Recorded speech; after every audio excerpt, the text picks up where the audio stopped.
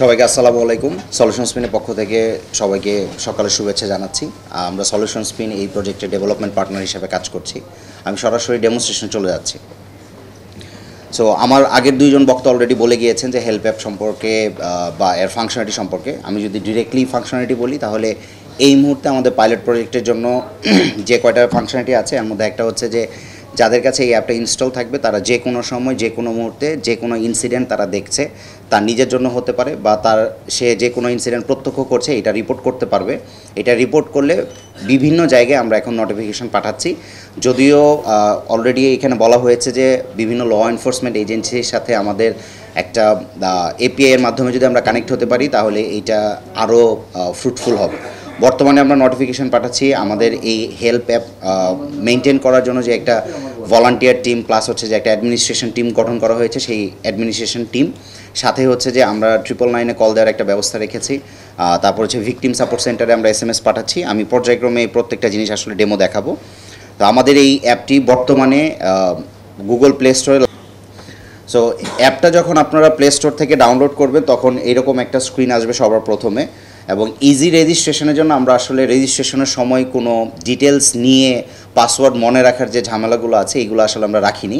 আপনারা শুধুমাত্র mobile number দিবেন, মোবাইলে একটা ওটিপি আসবে, ওটিপি দিয়ে আপনার আইডেন্টিফিকেশন জাস্টিফাইড হয়ে যাবে এবং আপনি তখন লগ ইন করতে পারবেন। এবং ভবিষ্যতে আপনার আসলে পাসওয়ার্ড মনে রাখার জন্য যে আমাদের বর্তমান সমাজে যেটা আছে যে আমরা অনেকে পাসওয়ার্ড ভুলে যাই, এই সমস্যাটা আমরা আসলে এলিমিনেট করেছি এটার মাধ্যমে, ওটিপির মাধ্যমে রেজিস্ট্রেশন।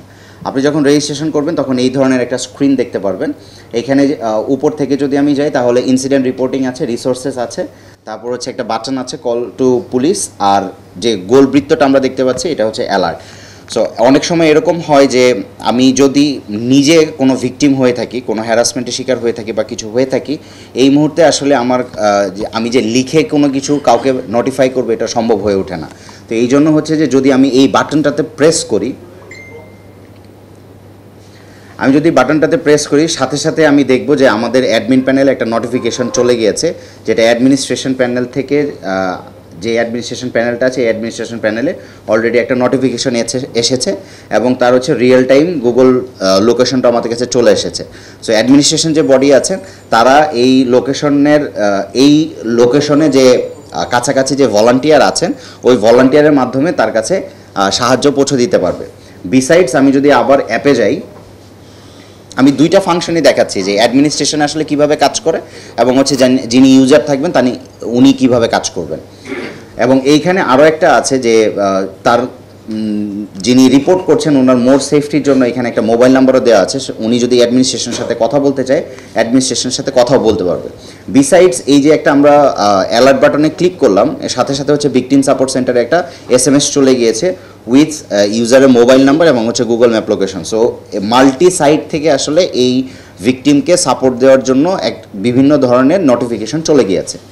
আর এর উপরের যে স্লাইড টু কল পুলিশ এই বাটনটা আছে, এইখানে যদি আমরা প্রেস করি,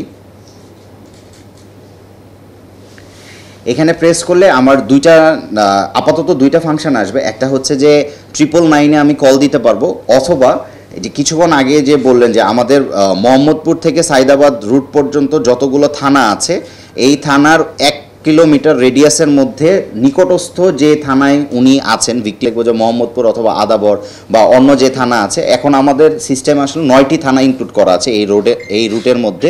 আমাদের 9টি থানা আমরা দেখেছি, এই 9টি থানার জিপিএস লোকেশন দিয়ে ওই থানার রেডিয়াস 1 কিলোমিটার রেডিয়াসের মধ্যে যেটা কাছে থাকবে ওই থানার ডিউটি অফিসারের নাম্বারটা এখানে শো করবে, চাইলে ওইখানে সরাসরি কথা বলতে পারে।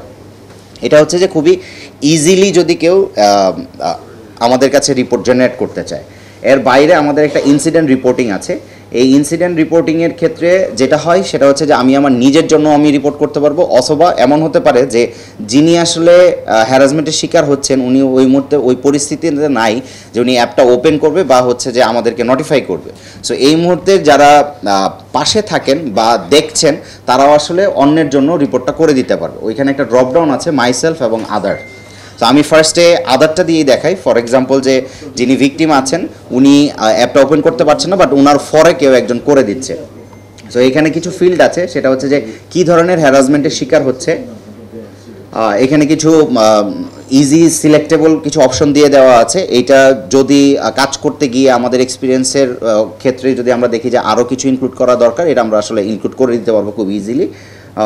তারপরে হচ্ছে যে ভিকটিমের যে লোকেশনটা আছে, এই লোকেশনটা যদি আমি শেয়ার করে দিতে চাই যে আমি যেখানে দেখছি এক্স্যাক্টলি ওইখান থেকেই আসলে ইনসিডেন্টটা হচ্ছে, তো এই বাটনটা যদি আমি টগল বাটনটা অন করে দিই তাহলে আমার লোকেশনটাও আমার অ্যাডমিনিস্ট্রেশনের কাছে চলে যাবে। আবার এমনও হতে পারে যে আমি আসলে একটা ইনসিডেন্ট দেখেছি কিন্তু ওই মুহূর্তে আমিও ওই স্টেটে ছিলাম না যে আমি অ্যাপটা ওপেন করে রিপোর্টটা করব, বাট আমি 5-10 মিনিট পরে একটা জায়গায় গিয়ে, সেফ জায়গায় গিয়ে আমি যদি রিপোর্টটা করতে চাই তাহলে তখন আমি ওই লোকেশনের যে ডিটেলসটা আছে ওই লোকেশনের ডিটেলস বা ল্যান্ডমার্ক পোর্শনটা আমি বলে দিতে পারবো।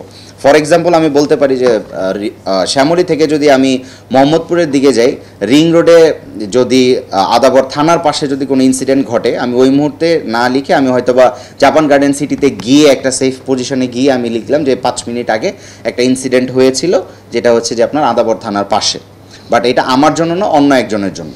সো এই ধরনের আমি ল্যান্ডমার্কও লিখে দিতে পারবো। বিসাইডস তারপরে যেটা আছে সেটা হচ্ছে যে আমি যে ইনসিডেন্টটা দেখলাম ওই ইনসিডেন্টটা আমি অপরের জন্য যে করছি, আমি কি আসলে ভিকটিমকে চিনি কি না। আমি যদি ভিকটিমকে চিনে থাকি তাহলে আমি ভিকটিমের ইনফরমেশনটাও দিয়ে দিতে পারবো, এবং আমি যদি ভিকটিমের ইনফরমেশন দিই, ফর এক্সাম্পল নাম এবং মোবাইল নাম্বার যদি দেই তাহলে ভিকটিমের কাছেও একটা নোটিফিকেশন যাবে যে তার ফরে একজন একটা ইনসিডেন্ট রিপোর্ট করে দিয়েছে এই হেল্প অ্যাপের মাধ্যমে। আর যদি আমি না চিনে থাকি তাহলে আসলে এই না ফিল আপ করলেও চলবে, বাট হেল্পের কাছে একটা নোটিফিকেশন চলে যাবে। আর এরপরের যে ফাংশনালিটি আছে সেটা হচ্ছে যে আসলে এখনকার যুগে আমরা অনেকেই অ্যানোনিমাসলি অনেক কিছু বলতে চাই। সো আমি যদি কোনো রিপোর্ট করতে চাই, বাট আমি আমার আইডেন্টিটি প্রত্যেকটা জিনিস আসলে ফিল আপ করে দিতে, আর আমি যদি আমার নিজের জন্য করতে চাই তাহলে আসলে এটা আরও কম সেকেন্ড লাগে। আর আমি যদি পুরো ডিটেলস না দিয়ে শুধুমাত্র নোটিফাই করতে চাই যে আমি আসলে বিপদে আছি, আমার সাহায্যের প্রয়োজন, তাহলে ওই অ্যালার্ট বাটনটাতে প্রেস করলেই আসলে সব জায়গায় নোটিফিকেশন চলে যাবে এবং মাত্র 3 থেকে 4 সেকেন্ডের মধ্যে এটা আমাদের কাছে চলে যাবে। এর বাইরে যে ফাংশনালিটিগুলো আছে সেটা হচ্ছে যে আমার ইমার্জেন্সি আমি 2টা কন্ট্যাক্ট নাম্বার সেভ করে রাখতে পারবো এই অ্যাপের মাধ্যমে। এখানে অলরেডি সেট করা আছে, যারা নতুন ডাউনলোড করবেন তারা এটা সেট করে নিতে পারবেন। এটা হচ্ছে যে যে কোনো ইমার্জেন্সি পারপাজে যদি এমন হয় যে আমি আসলে অচেতন অবস্থায় আছি, বা টোটাল কতগুলো ইনসিডেন্ট হয়েছে যারা নিজেদের জন্য ইনসিডেন্ট রিপোর্ট করেছে। নিশ্চিন্তে খান স্বাস্থ্যকর অল টাইম পান, অল টাইম হেলদি লাইফ।